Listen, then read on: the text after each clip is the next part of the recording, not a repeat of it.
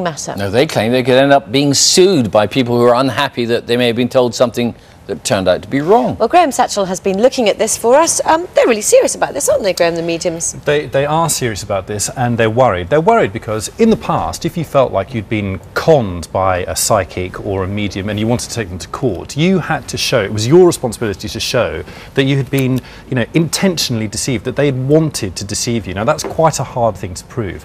Under these new rules that are coming in next month, all you have to show is that you were misled. Well, that's a much easier thing to show, and the spiritualists have been looking at this new law, and as they've been finding out, they've been starting to panic. We're not here to do any fortune telling, we're here to actually bring through loved ones from where I like to call heaven. A meeting of the Spiritualist Church in Wimbledon. Okay, I've got a heart condition. I've got a gentleman who passed with a heart condition. I've got a father figure. Does that make sense?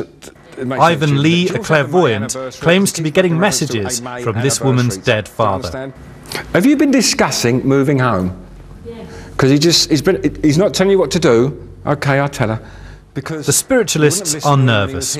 Because they take donations, they're classed as traders and come under a new consumer protection law. They say it could leave them open to legal action from disgruntled customers. Our main concern is that anything we say could be misconstrued and end up with someone feeling unsatisfied or unhappy and want it, at the end of the day, take legal action. Or we're a religion, we're a way of life. The new law is due to come into effect next month, and it'll beef up protection to consumers. It'll mean that any traders, including psychics, mediums and clairvoyants, can be prosecuted if they mislead the average consumer. Groups like Badpsychics, who examine the claims of mediums, say they're all misleading because everything they say is unprovable. So, should the spiritualists start to panic? Trading Standards, who'll enforce the new rules, say probably not, so long as the claims they make are honest. On our list of people to go after, it's the genuinely rogue traders and the scam artists. So they're the people we should look out for under these new rules, and spiritualist churches and others really, this isn't designed to attack them or to go after them in any way whatsoever. People we've spoken to who visit psychics say more protection isn't really needed. Greta Barber had a number of readings after her husband died from cancer, tragically young. I think I was going hoping somebody would tell me everything would be okay, but I knew that they couldn't tell me that. But what they were doing was give me some optimism for the future. Did you feel exploited? No, I didn't. I came out feeling quite optimistic. And I went in knowing that what they might say might be true and might not be true.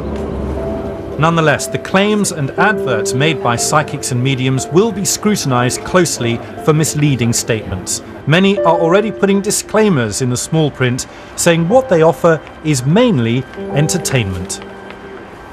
And given what you say about entertainment, it's difficult for spiritualists, isn't it, Graham? Because they're not going to say it's entertainment. It's not for them, is it? No, I mean, they believe it. For them, it's a religion, it's a way of life, and that's what's really upsetting them. It's very easy for psychics to say something like, I'm going to tell you what's happening in the future, but I can't guarantee, everything. But no, spiritualists are going to Downing Street tomorrow. They're handing in this petition, and they're very concerned about this law. I think there are a couple of saving graces for the spiritualists. One is, who's going to complain about them? I mean, the people who go to the churches believe, so they're not going to complain. And I think the key thing is that Trading Standards aren't after the spiritualists, the small-time, kind of churches. They're after big-time scanners who prey on the vulnerable and try and demand money from them. I mean, these kind of things is what they're worried about. Letters, thousands of these letters come out every year. They're from people who claim to be clairvoyants or mediums. They say things like, act quickly because a silent threat is hanging over you. It's intimidation. And then they go on and say, send us some money. Well, I mean, almost unbelievably, £40 million was made by scammers sending out these kind of letters in 2006. And it's this kind of thing that they want to stamp out. Extraordinary amount of money. Thank you very much. 24 minutes past 8. Losing your hair.